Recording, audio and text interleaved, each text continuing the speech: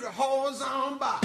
Yeah, time to get down and do the horizontal bob. Oh my God, I wish I was 20. Anyway, now, so we're talking about I'm glad you're not.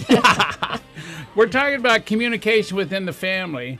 And we're talking about, not all gangs are bad gangs. And we're talking about identity. We're talking about the feeling of belonging. We're talking about full and complete communication. We're I also love what you said, listening. Clay, about families not necessarily being what you traditionally think of as a family. Yeah. And, going and finding the love. Yeah. So it's nice. I mean, if you need a hug someplace and you're not getting it in the quote-unquote family, the house, the roof you live under, you're going to go find it someplace else. You're also going to get what they believe.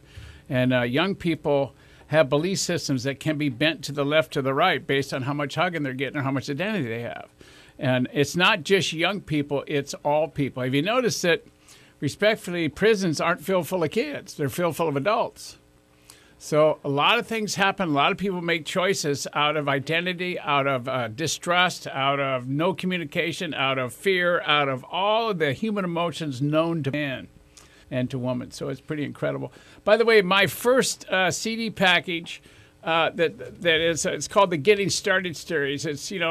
It addresses this issue big time, and it's just flying off the shelves. Again, I'm having another set made up because we ran out already. But I address in this particular CD package more about communication and more about commitment and more about how to have fear serve you and how not to have fear stop you. And more about how to create a purpose in a fun way which gives you an identity, gives you a checkpoint on how you're doing in your life. It is one of the proudest things I've ever done besides making a difference for kids and having babies with you, dear. Yeah, Clay, last week a guy named Danny sent in an email actually asking if the CD sets are good for teenagers, Absolutely. In addition to adults. Absolutely. They're good for anybody down that can write, can form letters on a piece of paper, can listen, and quite frankly are looking for what's next. So that's down to 7, 8 years old and up to 904 years old. So it pretty much runs the gamut. It's real easy to listen to. It's easy to listen to. It's fun, and it's to the point, and it's where I come from. It's my experience, and I'm no better, no worse than anybody else. I just had a little more life experience than most. And Clay's cooler than your parents. Yeah. Okay, we've got Mario on the phone, right? We do. So, Mario, yes, sir. What can I do for you? Hey, friend, a couple of comments, or a comment and then maybe a question after that to follow the line. First of all, as I want people that are listening to understand that you have put out on your blog much of the same kind of content you were just talking about earlier. Yeah. And as I read it earlier this week, it was some absolutely wonderful comments, and I think that there are some great people there in your community, and maybe where other people are coming from. But there's some great information there, and I would hope that people would go there, read that, and add their own comments, and get something going and started, and do something for your community. Yeah, thank you.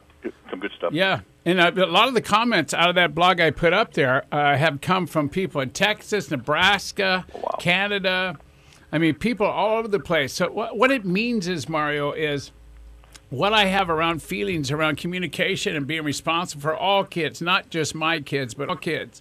And what I feel about full and complete communication and forgiveness and hugging and listening and all that. Everybody has the same feelings. They just want to know how to get them out, how to make the difference, how to stand up and say, hey, look, I'm not making you wrong, but here's how I can make it better. Okay. Very good. You got it? Yep. Yeah. I had a question, if I may. Sure. Being a grandfather, I have a younger sister who's an adult and obviously in her 50s already. Yeah. We've had a strained relationship for a while. A lot of it ended up due to her depression. Yeah. And just breaking away from our church, our church organization or membership as a family, and she kind of broke away from that. Yeah. And it's been many, many years, friend, since I even had a chance to speak to her. Yeah. Any thoughts about how I might be able to reach out to her and get some kind of relationship going? Yeah. Now, it's called commitment. All right, it's not about agreement. It's called commitment, that you unconditionally and commit to loving your sister no matter what she does. And notice, you said the key is I haven't spoken to her Right. in a while. Yeah. So it's not about, you have to get over what you believe is going to be said, or you have to get over what you believe, what she's going to say to you or to you about someone else, and just get that you're calling her just to have her know that you want to be with her and that you're big enough to be able to listen to what she has to say, but not have it change your relationship with her. Okay. So it's called getting bigger, dude. It's also called, do you know her phone number? Yeah. Dial it. Okay. Can you hear that? Yeah. That's okay. the commitment. Very good. Bravo. Okay, you all right with that? I'm all right with that. Thank you, Okay. friend, as always. Good to talk to you, okay? Yeah, God bless. Bye. Bye-bye. All right, now, so some statistics on communication. Statistics that,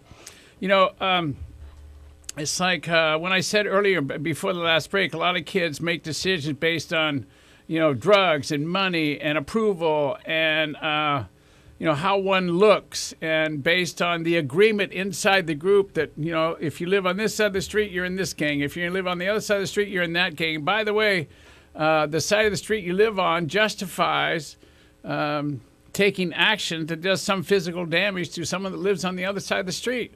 Now, you have to understand, for me, that sounds incredibly ridiculous. But at the same time, I've been in a war where I did much worse because of a belief system. So I'm no better, no worse than any gang member. It's all about what I believed. It's all about honor. It's all about being connected to something. It's all about, being aligned and going in a direction that you believe is correct. Okay? But it's different as an adult than it is as a 14-year-old.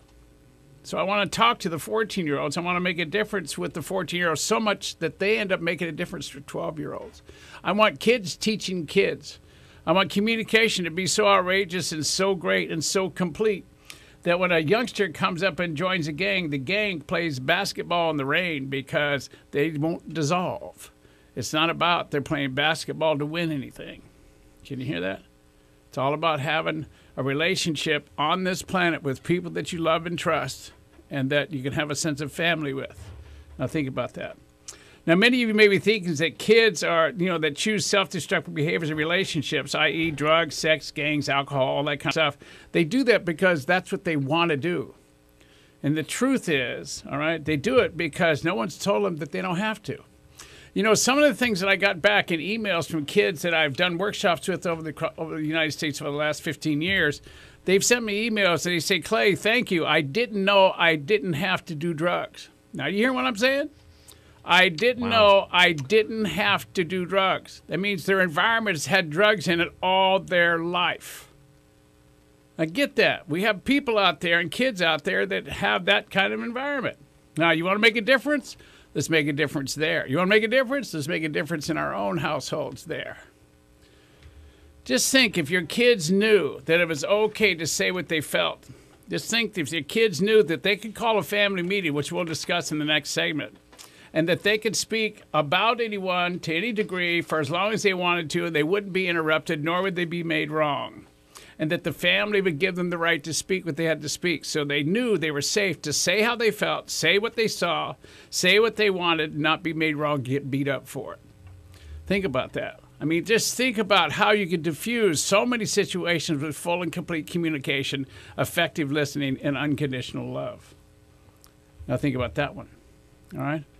Now, according to an extensive survey of 1,280 people ages 12 to 24, conducted by the Associated Press and MTV, all right, the nature or the reason American young people, spend, like the question was asked, how much, how important is it that you be with your family? Why do you want to be with your family? And 100% of them said because it makes them happy. All right. Second, spending time with family was the top answer of the open-ended question. What really does make you happy? You would think going away, riding my bicycle, getting out of town, being with my gang. No. It's always the same. Spending time with my family. All right. Second was spending time with my friends. Third was spending time with a significant other. And nearly 3/4 of the young people said the relationships with their parents makes them happy. So all we ever hear about is the 1/4% where there's problems with kids. We don't get to hear about all the kids that are happy with their parents. So think about that. So come on back. We're going to talk about this some more. This is Clay Nelson, Clay Nelson Life Balance Hour on KZSB AM 1290. Come on back.